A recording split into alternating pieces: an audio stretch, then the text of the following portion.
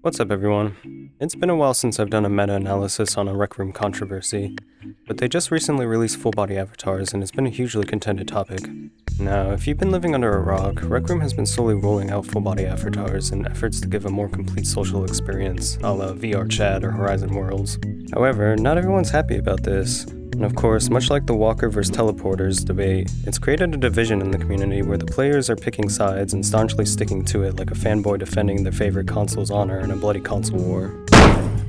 Now, before you give a knee-jerk dislike to the video because you read the title and you're thinking, hell no, they don't have a point, those whiny babies incapable of change, just hear me out for a minute. I'm gonna try to be as objective as possible and try to give both sides of the argument in a nuanced manner. So why is it so divisive then? Well, first, let's go over the reasons why Rec Room wants to add this. Obviously, full-body avatars can give off more expression when you have additional limbs. It feels more lifelike and can lead to a better sense of presence.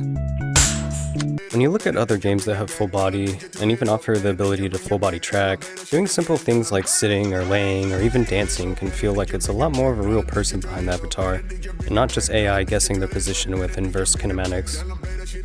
There's also the notion that the only reason being avatars exist was because the technology was limited at the time, and previous implementations of body presence around that time period were janky and could even bring you out of being immersed since it wouldn't feel like your actual arms and legs. Devs had to resort to Rayman-like avatars because not only was it easier to implement, but it was easier on the player's hardware. Less limbs and models meant less resources allocated, which for a multiplayer game added up to a lot of saved resources when lots of players are rendered into the scene. While there aren't a lot of options yet, having extra limbs adds a lot of extra customizability to the player's repertoire, like pants or shoes, with the possibility of other additions down the line. With all these benefits, why all the hate? Well, some people simply just don't like the aesthetics. I'm personally iffy about a few aspects, like, why is the mouth off-centered? It looks like I have a pirate smile. And I don't think this is right either. And then the head seems to be slightly larger, which compared to the same size chest in the Bean avatars, it makes it seem like the big head cheat in GoldenEye. Some go even as far as to suggest the move to these avatars makes the game look bland and soulless like the corporate Horizon Worlds avatars, losing that unique identity that makes Rec Room Rec Room. It would be like taking Rayman, an iconic video game character, and giving him arms and legs, making him look like a million other cartoon characters. And then there's issues like the sleeve colors not matching, or the gloves looking weird with the fingers and other graphical glitches. These are the sorts of things that make this feature seem rushed out, because it's all things that could have been fixed if Rec Room's team just went by one and tested every single piece of gear before releasing it to the public. And some would argue, well, that way it can offset the testing to the players so that the modelers can just tackle the bugs as they come in, instead of having to go through each gear item anyway, which could be a possibility. It would largely be dependent on their workflow with this though, as if they were just editing each gear individually, they would be seeing each piece of gear and it wouldn't make sense as to why they couldn't just test it out afterwards. But instead, if they were using some sort of general automated approach where say, the sleeves for example were just automatically picking what it determined to be the main color of the item, then that would make a little more sense. But get your tinfoil hats ready. Some have suggested the reason to push out this with all the jank so quickly is because the sooner it comes out, the sooner players can get to buying microtransactions for all the new item slots. Now, they haven't added any yet, so it hasn't come to that, but given Rec Room's track record with the way they handle microtransactions, it doesn't seem too far off in theory. Now, just a side rant about microtransactions briefly, I've been playing since Rec Room looked like this, and all the items you got were earned in the game. I personally primarily use laser tag gear because it's some of the only items you can't swipe mommy's credit card for. Now, I don't necessarily have a problem with a free-to-play game providing players an avenue to support them through non-gameplay affecting aesthetic items, but there is something to say about where that starts to tread on exploitive and predatory microtransaction territory. Now look at this chart. These are all common microtransaction tricks that devs use to drive the players into buying gear, some less moral than others. But it's shocking how many of these are in Rec Room that you can check off. Oh gosh, you brought out the PowerPoint. Luckily, this first row we can mostly cast out aside from pay to grind, which is sort of a given. And we can do the same with most of the second row.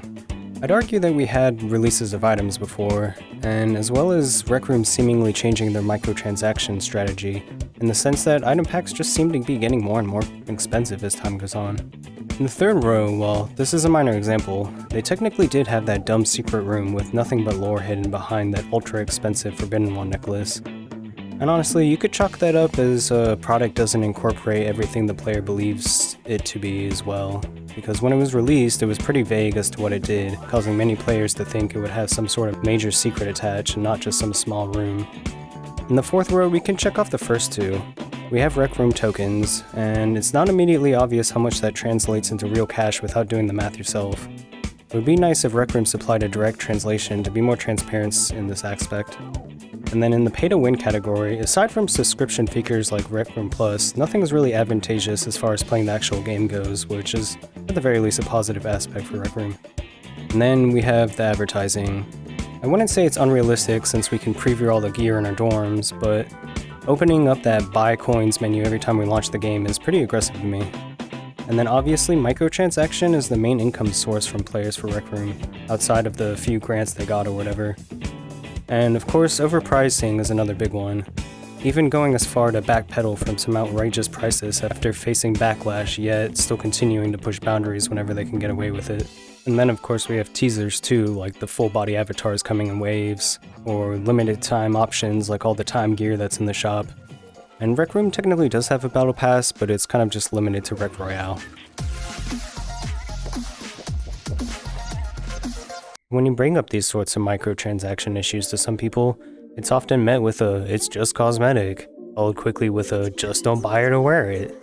But I'd argue that's a weak point of view though. I mean, ideally cosmetics shouldn't matter, but we as humans are expressive. We like to dress up and appear in ways that make us feel like we can express ourselves. I mean, look at MMOs. When you reach the end of the game, it often just becomes a fashion simulator, with all the cool gear you can get.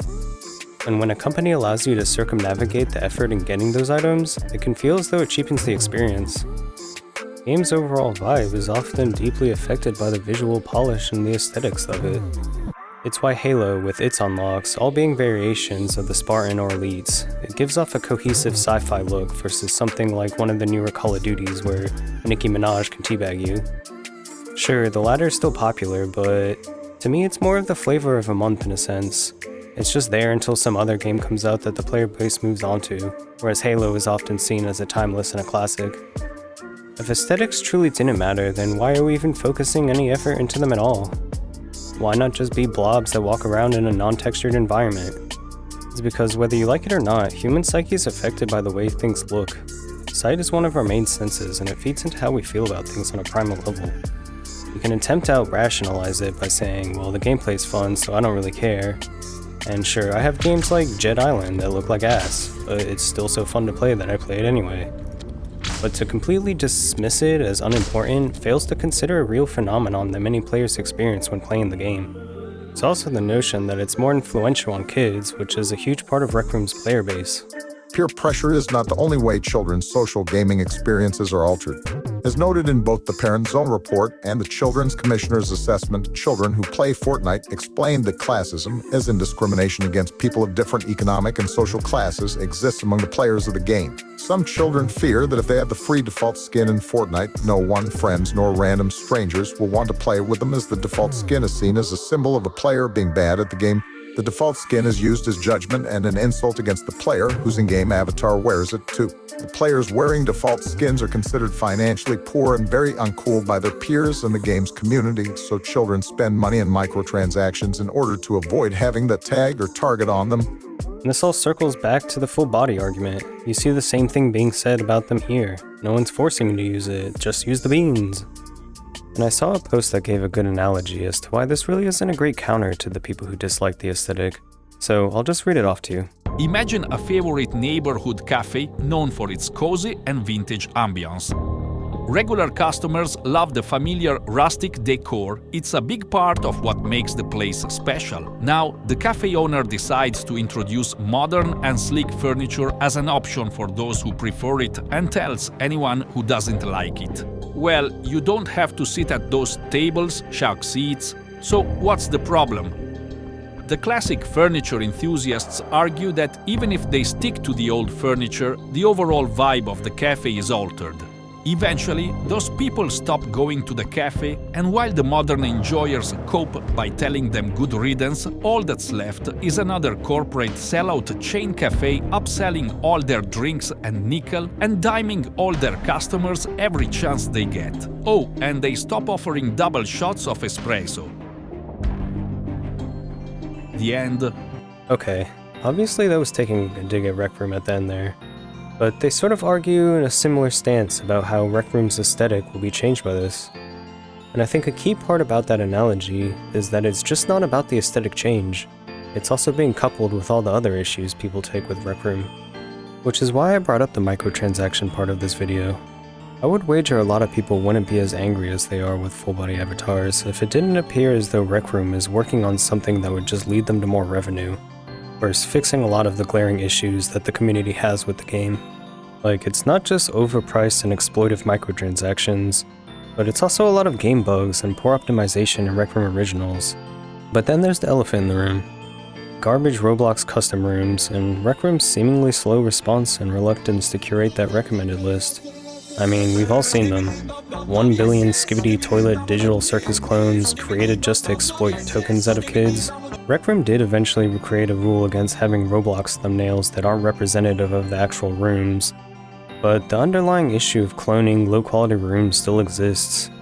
But when pressed about why not just Thanos snap them all away, Rec Room responded that these are the maps that their players want to play, which kind of makes sense given the age of their average Rec Roomer.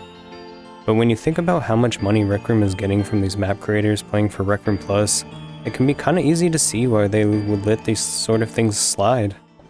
Money!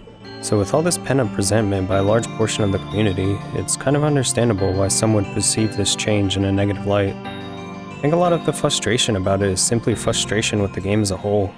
And I know I ranted on about the negatives for far longer than the positives, but I just really wanted to explore the actual reasonings behind the hate, just beyond the surface level. I don't hate the game or anything. In fact, it was one of the first VR online experiences I ever had, and it's been a consistent staple as I've gone through multiple VR headsets.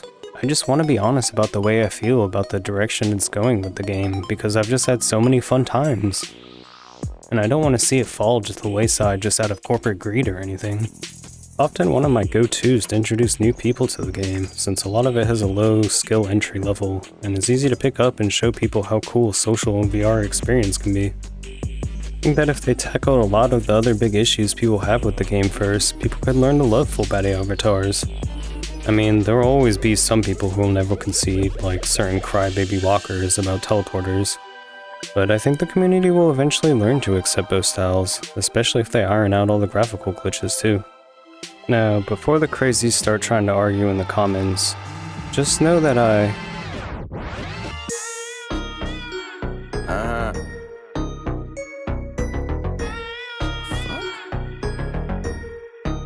don't fuck with you. You little stupid ass bitch, I ain't fucking with you. You little dumb ass bitch, I ain't fucking with you. I got a million trillion things I'd rather fucking do than to be fucking with you. Little stupid ass, I don't give a fuck, I don't give a fuck, I don't give a fuck, bitch. I don't give a fuck about you or anything that you do. Don't give a fuck about you or anything that you do.